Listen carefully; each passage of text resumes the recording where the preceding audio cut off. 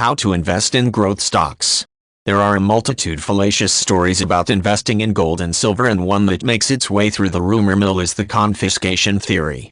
Those who espouse this theory point out to history as evidence when in 1933, in the crisis of Great Depression, President Roosevelt ordered to confiscate private gold.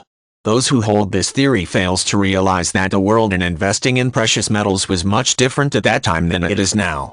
Then US dollar was backed by gold and the metal was wide circulation. Now the dollar is no longer backed by the precious metal and gold is not widely held. It is interesting also, despite the order to confiscate gold, those responding to the call was muted at best and many did not voluntarily hand over their gold. Confiscation was much easier than it is today due to the size of the population. Despite this, the government's enforcement efforts were tamed at best. Politically, the world has changed and Americans do not have faith in their government as much as they did in 1933. It could practically impractical for the government to enforce its mandate, and a small number would hand over their gold bullion. In an economically and politically turbulent world, the seizure of gold would produce repercussions that alone would kill any such proposal.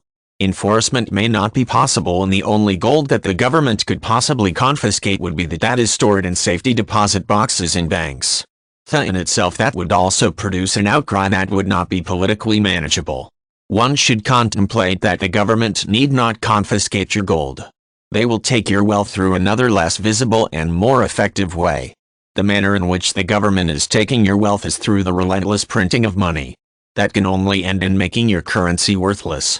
So why go through all the trouble of confiscation when there is another mechanism that is more effective and enforcement is not necessary?